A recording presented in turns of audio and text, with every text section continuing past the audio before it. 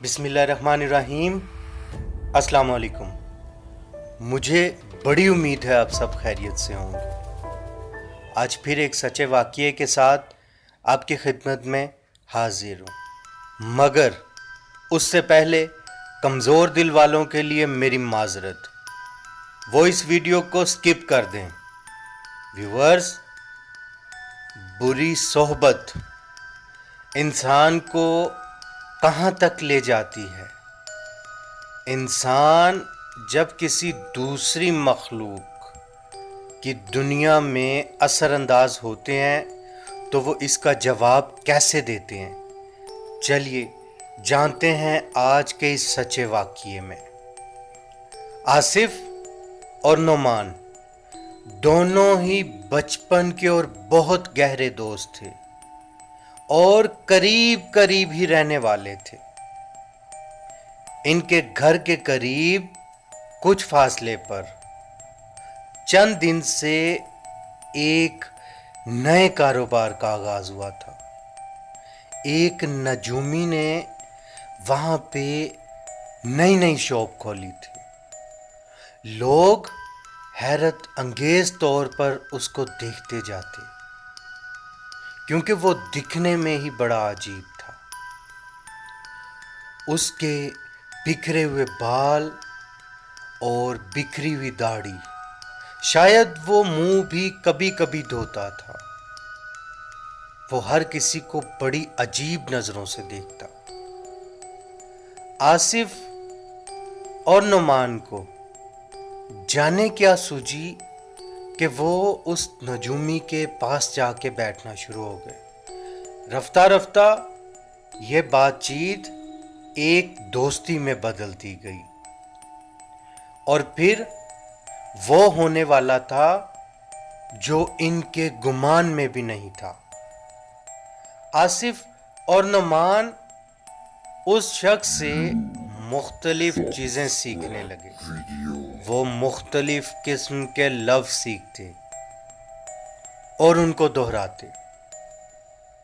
नौबत यहाँ तक आ चुकी थी कि एक रोज़ आसिफ मुर्गी वाली शॉप से थोड़ा सा ब्लड लेके आया और अपने घर वालों से चोरी छत पे जाके उस ब्लड से, उस खून से एक दायरा बनाया और उसमें एक कैंडल चला के बीच में बैठ गया। आसिफ का बड़ा भाई किसी ज़रूरी काम से या किसी वजह से छत पे आया तो उसने आसिफ को इस हाल में देखा तो उसने आसिफ से पूछा, ये क्या कर रहे हो?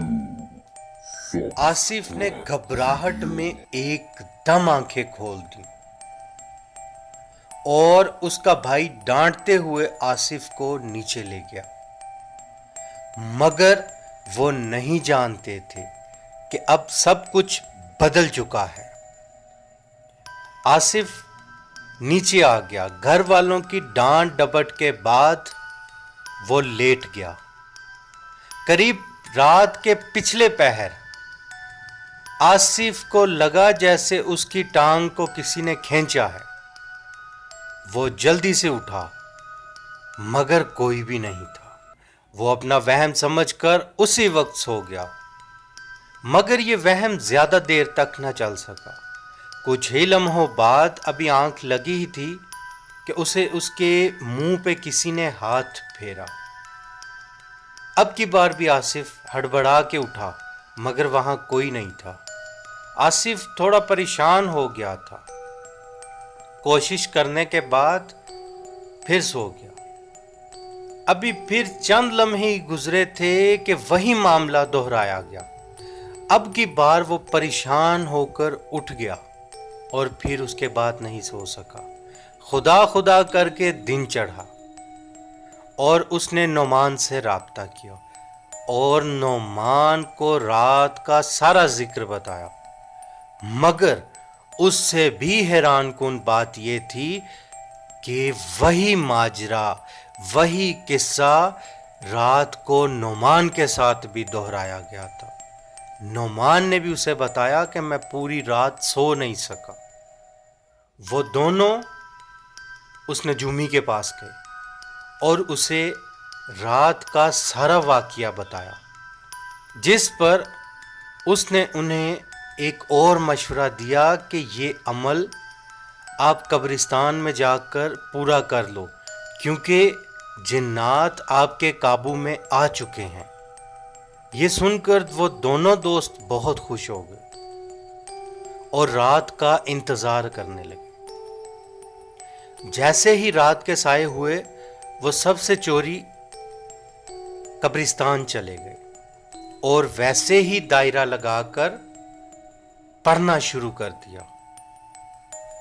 پڑھتے پڑھتے جانے کیسے آصف اس دائرے سے دوبارہ باہر ہو گیا۔ آصف کا دائرے سے باہر ہونے کی دیر تھی کہ آصف کو بالوں سے پکڑ کر کسی نے بہت برے طریقے سے پھینکا۔ نعمان یہ منظر اپنی آنکھوں سے دیکھ رہا تھا۔ وہ بری طرح بوکھلا چکا تھا۔ آصف کو پھر کسی نے اٹھایا اور بہت برے طریقے سے واپس نیچے پھینکا۔ نعمان گھبراہٹ میں وہاں سے سرپٹ باہر کی طرف بھاگا اور باہر جاتے ہی شور مچا دیا۔ چند لوگوں نے اکٹھے ہو کر اندر آ کر آصف کو دیکھا تو آصف خون میں بری طرح لت پت پڑا تھا۔ یہ سارا منظر دیکھ کر آصف کے گھر والوں کو خبر کی گئی اور آصف کو ہاسپٹل پہنچایا گیا، مگر کچھ دن کے بعد وہ جانبر نہ ہو سکا اور اپنی جان گنوا دی۔ نعمان نے سارا واقعہ اس نجومی کا آصف کے گھر والوں کو بتایا، مگر جب تک وہ نجومی کے پاس جاتے وہ وہاں سے جانے کدھر جا چکا تھا۔ اس کا سب سامان وہیں بکھرا پڑا تھا۔ اس کے بعد ان کو کبھی بھی نجومی نہیں ڈھونڈا۔ ویورز، آصف کی موت غیر مرئی مخلوق کی تھی یا اس کو کوئی اپنی بہت بڑی غلطی شمار کیا جائے؟ اپنے قیمتی کامنٹ سے اپنی رائے کا اظہار ضرور کیجئے گا۔ ویورز، اپنا بہت سارا خیال رکھیے گا۔ ملتے ہیں ایسے ہی سچے واقعے کے ساتھ اگلی ویڈیو میں۔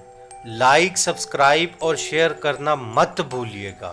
تب تک کے لیے مجھے اجازت دیجیے۔ اللہ حافظ۔